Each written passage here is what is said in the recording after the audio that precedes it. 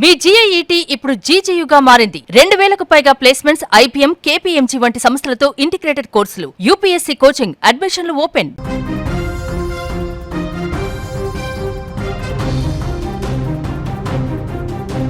ఆంధ్రప్రదేశ్ అభివృద్ధి చరిత్రలో మరో మైలురాయి ఆవిష్కృతమైంది. విజయనగరం జిల్లా భోగాపురంలో ప్రతిష్టాత్మకంగా నిర్మించిన అల్లూరి సీతారామరాజు అంతర్జాతీయ విమానాశ్రయాన్ని ప్రధానమంత్రి నరేంద్ర మోదీ ప్రారంభించారు. సుమారు 4727 కోట్ల వ్యయంతో నిర్మించిన ఈ గ్రీన్ ఫీల్డ్ ఎయిర్పోర్ట్ ప్రస్తుతం దేశవ్యాప్తంగా అందరి దృష్టిని ఆకర్షిస్తోంది. కేవలం ఒక విమానాశ్రయంగా కాకుండా ఉత్తరాంధ్ర భవిష్యత్తును మార్చే భారీ ప్రాజెక్టుగా ఇది గుర్తింపు పొందబోతుంది. ఈ విమానాశ్రయం ప్రత్యేకతల్లో మొదటగా చెప్పుకోవాల్సింది నిర్మాణ వేగం. సాధారణంగా ఇలాంటి భారీ ప్రాజెక్టులు పూర్తి కావడానికి ఎన్నో సంవత్సరాలు పడుతుంది. కానీ భోగాపురం ఎయిర్పోర్ట్ను కేవలం 31 నెలల్లోనే పూర్తి చేశారు. అంతేకాదు, నిర్దేశించిన గడువు కంటే 5 నెలల ముందుగానే నిర్మాణాన్ని ముగించారు. దీంతో దేశంలో అత్యంత వేగంగా పూర్తయిన గ్రీన్ ఫీల్డ్ అంతర్జాతీయ విమానాశ్రయాల్లో భోగాపురం ఇప్పుడు ఒకటిగా నిలవబోతుంది. జిఎంఆర్ గ్రూప్ అనుబంధ సంస్థ GMR Visakhapatnam international airport limited ఈ ప్రాజెక్టును పబ్లిక్ ప్రైవేట్ పార్ట్నర్షిప్ విధానంలో నిర్మించింది. ఇప్పటికే డీజీసీఏ నుంచి ఏరోడ్రైమ్ లైసెన్స్తో పాటు భద్రత, ఫైర్, పర్యావరణ అనుమతులన్నింటినీ కూడా ఈ విమానాశ్రయం పొందింది. దీంతో కార్యకలాపాలు ప్రారంభించేందుకు అన్ని మార్గాలు రెడీ అయిపోయాయి. భోగాపురం ఎయిర్పోర్ట్ దాదాపుగా 2703 ఎకరాల విస్తీర్ణంలో నిర్మించబడింది. ఇందులో కూడా విమానాశ్రయానికి 2203 ఎకరాలు, ఏవియేషన్ హబ్కు 500 ఎకరాలు, ఏవియేషన్ యూనివర్సిటీ కోసం ప్రత్యేకంగా భూమిని కేటాయించారు.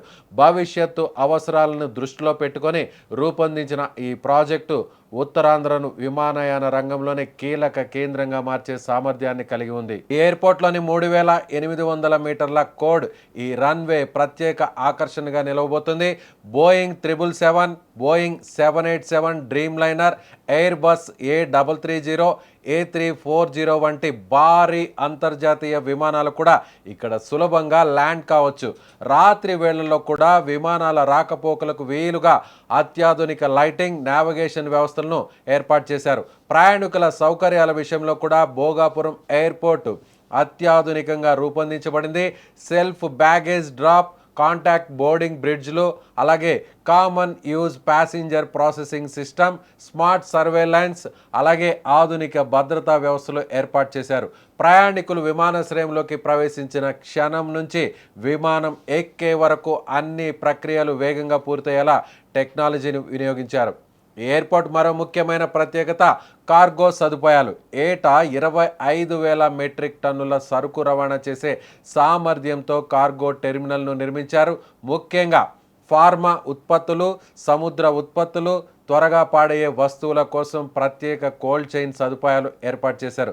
దీంతో ఉత్తరాంధ్ర ఎగుమతి రంగానికి భారీ ఊతం లభించబోతుంది.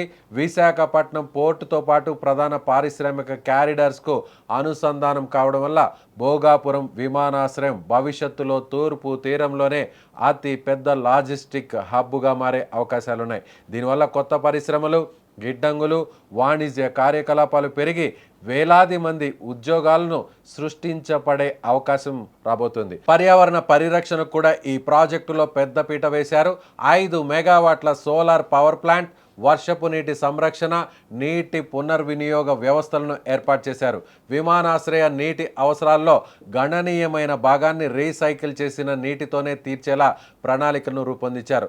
ఆధునిక సాంకేతికత, ప్రపంచ స్థాయి మౌలిక సదుపాయాలు, భారీ రన్వే, కార్గో సౌకర్యాలు, పర్యావరణ హిత నిర్మాణం, ఇలా ఎన్నో ప్రత్యేకతలతో భోగాపురం అంతర్జాతీయ విమానాశ్రయం దేశంలోనే ఒక ప్రత్యేక ప్రాజెక్టుగా నిలవబోతుంది.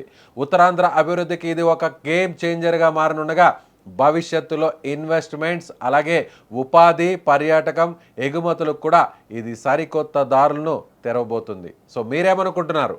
భోగాపురం ఎయిర్పోర్ట్ ఇప్పుడు తెలుగు రాష్ట్రాల్లో ముఖ్యంగా ఏపీకి, ఉత్తరాంధ్రకు, తూర్పు తీరానికి ఇది ఒక ప్రత్యేకమైనటువంటి ఆదాయ వనరుగా మారబోతుందా?